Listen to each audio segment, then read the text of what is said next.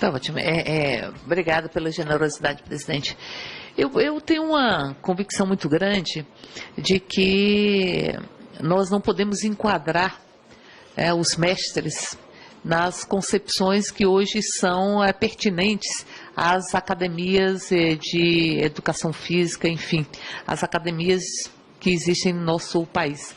Veja, como é que eu vou enquadrar o que seria o mestre besouro? Eu vou enquadrar na condição de que teria que ser formado em educação física. Como é que eu vou enquadrar estes profissionais que trazem uma filosofia? Porque é uma filosofia. De vida. As artes marciais, elas não são apenas uma atividade física em si. Elas têm uma atividade física e têm uma educação corporal e têm uma educação corporal, porque nós temos muitos analfabetos corporais. E é preciso que nós rompamos esse analfabetismo que existe ainda no nosso país, mas nós temos ali uma filosofia. Um capoeira, por exemplo, ele vai trazendo o que representa a cultura brasileira de resistência. Ele vai trazendo isso. Um capoeira, ele carrega essa condição de capoeira para além da roda. Além da roda. Ele carrega na sua vida, como o praticante de karatê também. O praticante de karatê, ele vai carregando na sua vida, para além do tatame, ele carrega um estilo de vida e uma compreensão do mundo e do outro. Portanto, é fundamental que nós tenhamos uma série de expressões das artes marciais, que é preciso definir o que sejam artes marciais. O que define uma arte marcial? O que define a arte marcial? Nós temos o karatê, uma arte marcial, o judô, uma arte marcial. Nós temos algumas que são bem definidas, mas nós temos outras expressões culturais e filosofias de vida que talvez não caibam dentro do conceito de arte marcial. Eu dou um exemplo do Tai Chi, que, aliás, tive a oportunidade de conversar com o relator sobre isso. O Tai Chi, aqui em Brasília, nós temos o Mestre Wu. O Mestre Wu ali denominou um espaço de Brasília como a Praça da Harmonia Universal. E faz com que nós tenhamos o exercício do Tai Chi há décadas aqui no Distrito Federal. Há décadas. Como eu vou dizer que essa atividade não é permitida com o mestre? Porque é o mestre. É o mestre. Como é que eu vou dizer que esse mestre já não pode exercer esta atividade porque não tem um curso superior, porque ele não tem as adequações que estão previstas para as atividades que falam no corpo, mas muitas vezes desprovida de filosofia, que teimo em pensar que a filosofia sempre está presente. Qualquer que seja a atividade, tem uma filosofia por trás dela.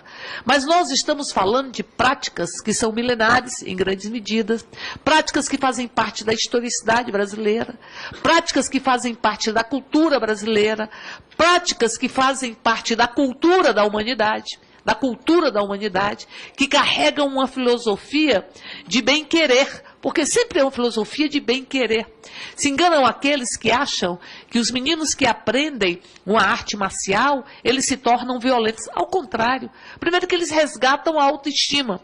Segundo que resgatam a disciplina e resgatam a percepção do outro enquanto outro. Não há uma anulação do outro enquanto outro. Então, portanto, o projeto, são vários projetos, mas os projetos que estabelecem este nível de regulamentação para os mestres desta filosofia, os mestres desta cultura, que são os mestres que desenvolvem essas atividades, ele é um projeto restritivo, que vai excluir uma série de manifestações culturais e uma série de manifestações filosóficas que se dão através das artes marciais. É preciso que nós tenhamos clareza que a arte marcial não é apenas uma arte, ou não é apenas um exercício da defesa ou da autodefesa. É muito mais que isso. É muito mais que isso. E isso, me parece, não se comporta num conselho que seria de profissionais de educação física. Não comportaria esta dimensão, porque não comportaria e não alcançaria o nível de construção cultural, o nível de construção filosófica do exercício e da prática dessas artes. Então, nesse sentido, é preciso que nós pensemos como é que você pode fazer um processo ou ter instrumentos que possam fiscalizar, que possam regulamentar. É preciso que nós pensemos nisso. Mas não é através do Conselho de Educação Física, porque comporta outras atividades e outras peculiaridades que são absolutamente fundamentais. Eu penso que as artes marciais, elas ritualizam a violência. Como o esporte faz? O esporte consegue ritualizar a violência. Ao ritualizar a violência, leva para o campo da sublimação, leva para o campo do rito e desconstrói relações que deixam marcas na pele e na alma deste país, que é a relação de anular o outro, de pisotear o outro ou de subalternizar o outro, não considerando como ser igual. Então, portanto, frente a todas essas discussões, penso que nós deveríamos, e eu tenho da dificuldade da sua tarefa, primeiro definir o que seriam artes marciais. Se alguém me perguntar o que é o Tai Chi, será que é uma arte marcial? Será que de fato é uma arte marcial? Na concepção que se tem de arte marcial, de um instrumento de defesa, enfim, será que é isso? Ou será que é muito mais um processo reflexivo e um processo de identidade e de com outras forças vivas da nossa própria natureza que provocam uma profunda paz e um profundo respeito pelo outro? Se em todas as praças desse país nós tivéssemos este tipo de atividade, como nós temos em grande medida na China, ou seja, em todas as praças as pessoas praticando o Tai Chi, passando por um processo de reflexão, seguramente nós teríamos uma sociedade menos violenta. Se tivéssemos aqui mais caráter, mas todas as artes, mais capoeira, na concepção de mostrar-se enquanto estilo de vida, enquanto filosofia, enquanto expressão cultural.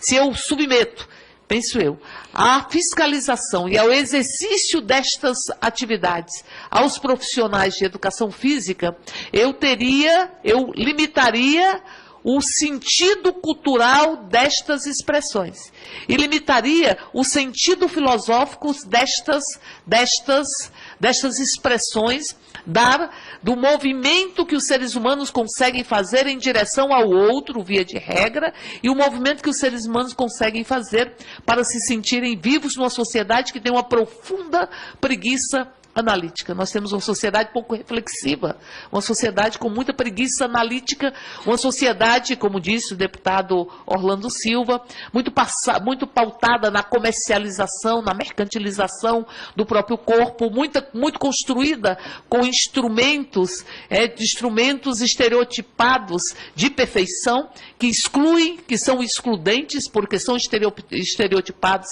e porque são restritos, excluem. Então, numa sociedade com tanta mercantilização da vida, mercantilização dos atos, mercantilização do desejo, mercantilização dos comportamentos, é muito importante que nós possamos preservar as nossas expressões culturais e essas construções que carregam muita história. O karatê tem muita história, as artes marciais têm muita história, a capoeira tem muita história, o tai chi tem muita história. Então, portanto, o primeiro aspecto, e eu encerro com isso, seria definirmos o que são as artes marciais.